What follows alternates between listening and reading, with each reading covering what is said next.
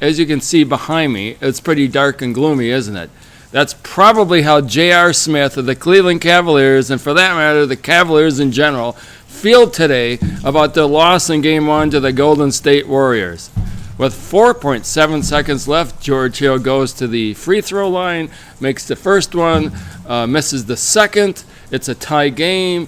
J.R. Smith goes up and gets that offensive rebound impressive. And you think the whole world thinks he's just going to go up and try to make a basket. He had a more than reasonable chance to make that basket to put Cleveland ahead by 2 points.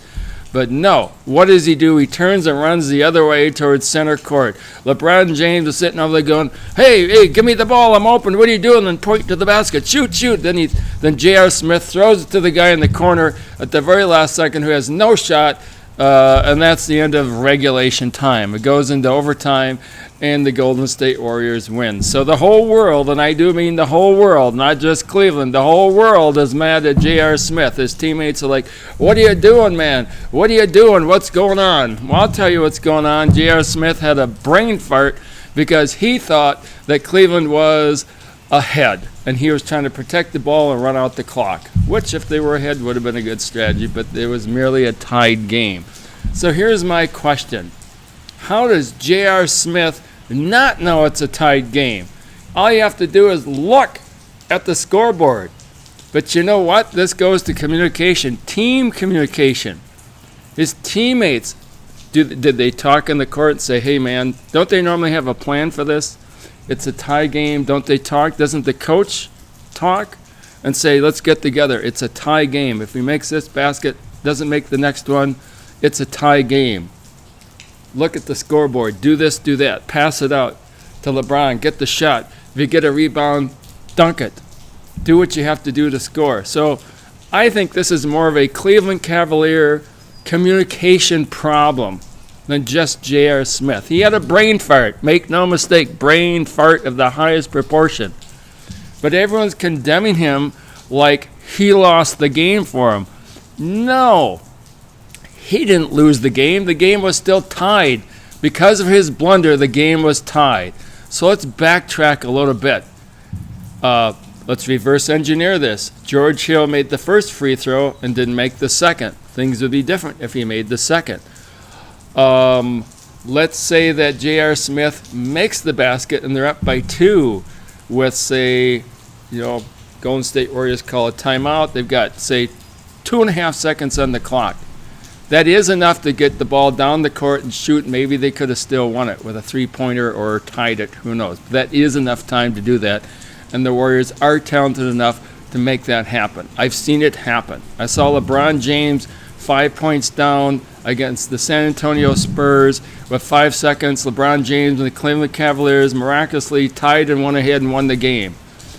The other thing is, if you go back earlier in the third quarter, there was a streak where the Cavaliers, including LeBron James and Kevin Love and all the other players, Thompson, whatever, Korver, tried about 4 or 5 shots in a row, 2-pointers, 3-pointers. They didn't make a one, and then the Cavaliers got it.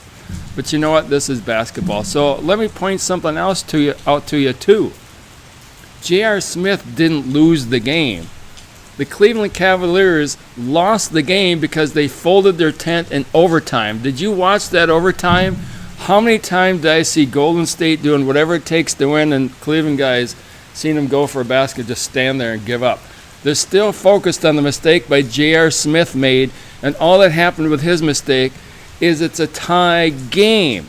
Okay, you don't fold your tent because it's a tie game. You can be mad at him later, but they just folded their tent, it seemed like to me, and just gave up in that overtime. They put up no resistance, didn't go on the offense. Oh, J.R. Smith, they blew the game, lost it for us. No, J.R. Smith did not lose the game for the Cleveland Cavaliers. It was still tied. You put it behind you. Despite your anger, you don't give up and say next game.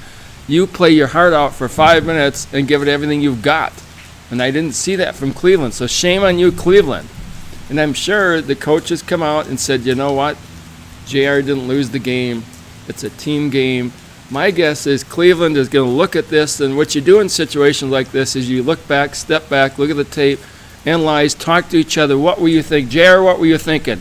Who communicated? Who said what? Me as a coach, you, LeBron, whatever.